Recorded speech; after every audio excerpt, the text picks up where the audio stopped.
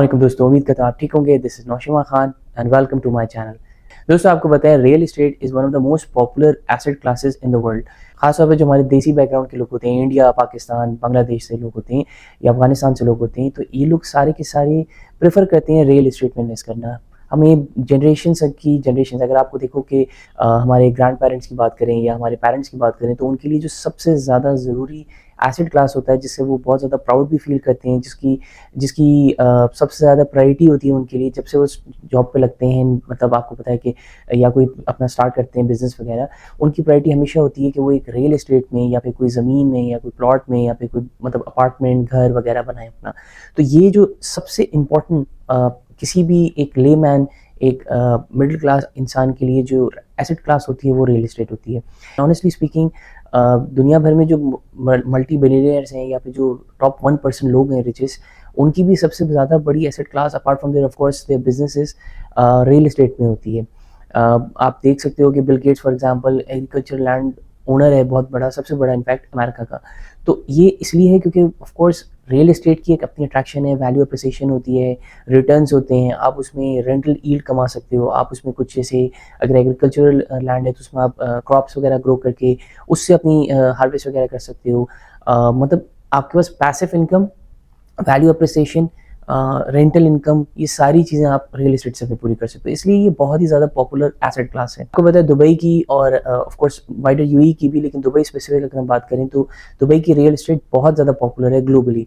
It's a hot cake for many people. आपका बहुत ज़्यादा फ़ायदा है यहाँ पे, स्टेबल इकोनॉमी है, आपकी गवर्नमेंट की कॉन्ट्रैक्चुअल कंप्लाइंस आपकी जो है ग्लोबली नंबर 1 है, गवर्नमेंट रेगुलेशन स्ट्रॉन्ग है, इम्प्लीमेंटेशन ऑफ लॉ बहुत ज़्यादा स्ट्रॉन्ग है, कोई पॉलिटिकल इंस्टेबिलिटी नहीं है, फाइनेंशियल इंस्टेबिलिटी नहीं है।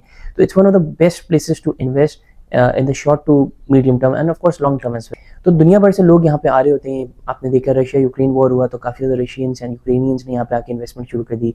पाकिस्तान से तो मतलब काफ़ी डिकेड से लोग आ ही रहे हैं, इंडिया से भी ऑफ कोर्स यहाँ पे आ गए हैं क्योंकि जोग्राफिकल प्रॉक्सिमिटी है, लोगों को अच्छा इन्वेस्टमेंट रिटर्न मिल जाता है। यहाँ बिजनेसेस हैं, फैमिलीज हैं लोगों की, तो वो तो चलते रहता है। लेकिन यूरोप से, अमेरिका से, कनाडा से बहुत ज़्यादा टैक्सेशन है, आपको पता है वेस्ट में, तो उसको भी एक तरीके से बाईपास करना या उसको ना उसको पे मतलब उस तरीके से उस चीज़ से बचने के लिए भी बहुत सारे लोग यहाँ पे यूएई में शिफ्ट हुए। तो आपको पता है कि यूएई से भी बड़ी इकोनॉमी जो इस रीजन की है वो सऊदी अरेबिया है।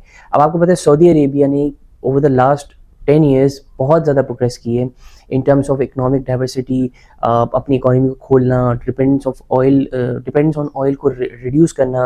उन्होंने मतलब टूरिज्म वीज़ा, उन्होंने अपनी टूरिज्म इंडस्ट्री को प्रमोट करना शुरू किया, उन्होंने अपनी फाइनेंशियल इंडस्ट्री को प्रमोट करना शुरू किया, उन्होंने सऊदीज़ेशन को अपना वो करना शुरू किया प्रमोट। तो बहुत सारे फैक्टर्स ऐसे हैं जो कि सऊदी अरेबिया अभी बहुत फास्ट पेस अपनी इकोनॉमिक ग्रोथ को डाइवर्सिफाई करना चाह रहे हैं। डिपेंडेंस और रिलायंस ऑन ऑयल के बजाय वो ओवरऑल इकोनॉमी को बूस्ट करना चाह रहे हैं, and this is a step in the right direction for Saudi Arabia. Saudi economy बहुत ज़्यादा बूम कर रही है, ग्रो कर रही है।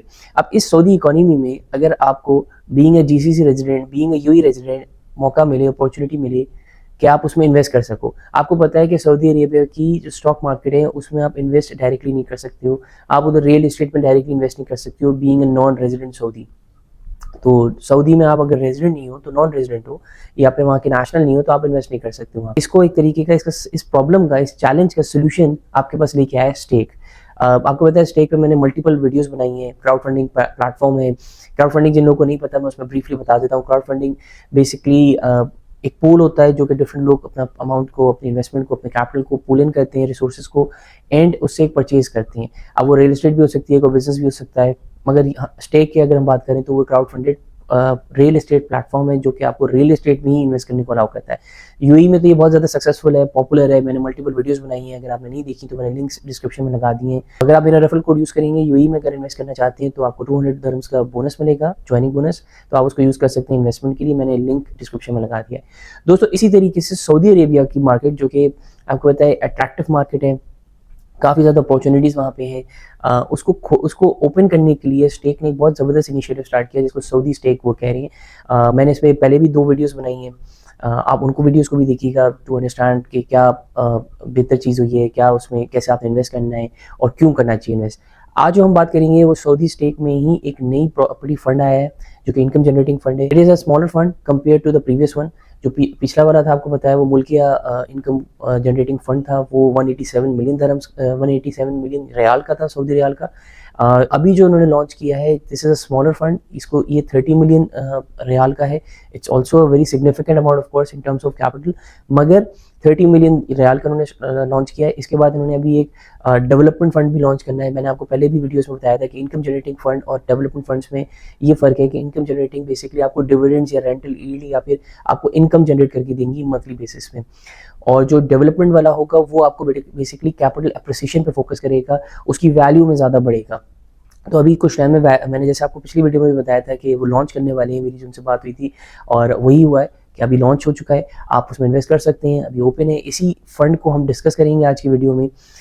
इस फंड की अगर हम ओवरऑल बात करें तो लास्ट फंड जो था मुल्किया वाला वो 8% समथिंग दे रहा था, ये वाला फंड आपको 9.4% डिविडेंड यील्ड दे रहा है। इसके अलावा अगर लास्ट प्रीवियस फंड की बात करें तो उसकी आपकी जो वैल्यू थी पूरी, जो आपको एनुअलाइज रिटर्न मिलना था वो थोड़ा सा डिफरेंट था, इस उसमें आपको 10.9% के करीब मिल रहा है। तो ये आपके पास जो है ना एक अच्छा मौका है कि आप एक इस फंड में भी इन्वेस्ट करें। इस फंड को डिस्कस करने के लिए मैंने इसके मेमो वगैरह जो सारा है उसको गो थ्रू किया है, और मेरे ख्याल से ये एक बड़ी अच्छी अपॉर्चुनिटी है उन लोगों के लिए जो खासतौर पर सऊदी में रहते हैं, एंड ऑफ कोर्स जो जीसीसी वाइडर जीसीसी में भी रहते हैं, यूएई में भी रहते हैं, जो कि सऊदी मार्केट में इन्वेस्ट करना चाहते हैं, क्योंकि आप डायरेक्टली नहीं कर सकते तो आप इन्हीं फंड्स के थ्रू करते हो। ये फंड्स और ये जो स्टेक है सऊदी स्टेक, ये पूरी तरह रेगुलेटेड है। जैसे यूएई में आपको पता है कि डीएफएसए और डीआईएफसी से रेगुलेशन इसकी है, उसी तरीके से सऊदी में एक इसकी अथॉरिटी या रेगुलेटरी बॉडी जो है उसको बोलते हैं सीएमए, कैपिटल मार्केट्स अथॉरिटी। आपकी जो ये स्टेक है सऊदी स्टेक, ये रेगुलेटेड है by CMA, certified and legal है वहाँ पे। ये इन्वेस्टमेंट आपको करके देगा, आपने मंथली आपने जो भी अमाउंट इन्वेस्ट किया 4 साल तक का अमाउंट फिक्स रहेगा उस फंड में, मंथली बेसिस पे ये आपको उसकी यील्ड देंगे। 5% टैक्स, जैसे यहाँ पे आपको वैट लगता है वैसे ही उधर भी वैट लगता है 5%, तो वो ऑलमोस्ट सेम है। तो उसके बाद जो भी आपका रिटर्न आएगा वो मंथली बेसिस पे आएगा। अगर मैं बात करूँ फॉर एग्जांपल आप 1000 दिरहम्स इन्वेस्ट करते हैं तो 9.4% के अगेंस्ट उसका डिविडेंड यील्ड आएगा।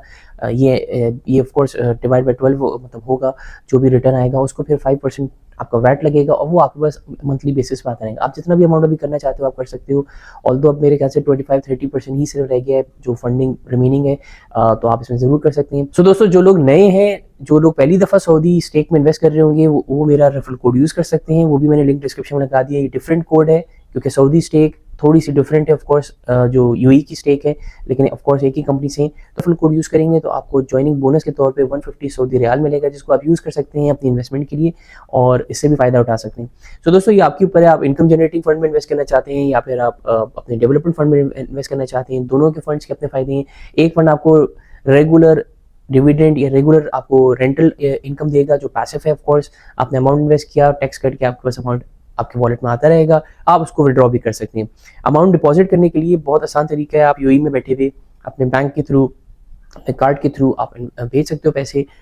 बहुत अच्छा करेंसी का रेट मिला था मुझे, कोई ऐसा फ़र्क नहीं मिला।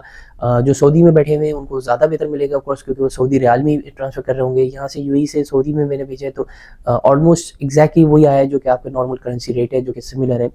आप इसको यूज़ कर सकते हैं। एंड अगर आप डेवलपमेंट फंड में इंटरेस्टेड है तो ऑफ कोर्स अभी थोड़ा सा वेट करें, डेवलपमेंट फंड भी इस मंथ के एंड तक या नेक्स्ट मंथ के मिड तक आपके पास लॉन्च हो जाएगा, जो कि आपको कैपिटल एप्रिसिएशन देगा। सऊदी स्टेक में भी जैसे आपको पता है स्टेक यूएई कंटिन्यूसली हर वीक ऑलमोस्ट प्रॉपर्टीज नई लाता रहता है ताकि आप इन्वेस्ट कर सकें। उसी तरीके से सऊदी स्टेक पे भी अब लोगों ने इन्वेस्ट ऐसे करना शुरू कर दिया है कि पहले एक बहुत टाइम तक मुल्किया 187 मिलियन रियाल वाला फंड था, अब उन्होंने 2 नए फंड्स मतलब लॉन्च कर दिए। एक तो भी ऑफ कोर्स लॉन्च हो चुका है, दूसरा वाला जो फंड है वो अभी आने वाला है। इसी तरीके से और भी फ्यूचर में फंड्स लेके आते रहेंगे ताकि आप उसमें इन्वेस्टमेंट कर सकें। तो मेरी हमेशा अप्रोच ये रहती है, मैं थोड़ा थोड़ा अमाउंट इन्वेस्ट करता रहता हूँ मंथली बेसिस पे, ताकि इन द लॉन्ग रन मेरी पैसिव इनकम जनरेट हो। तो दोस्तों, आप लोग भी इसी जर्नी में अपना हिस्सा ले सकते हैं। मुझे बताइएगा कि आप लोगों ने सऊदी स्टेक में इन्वेस्ट किया या नहीं किया, और अगर नहीं किया तो क्यों नहीं किया, एंड किया है तो आपने इनकम जनरेटिंग में किया है कि या डेवलपमेंट फंड के लिए वेट कर रहे हैं। Thank you guys for watching the video till the end. I hope you liked it. Until next time, Allah Hafiz.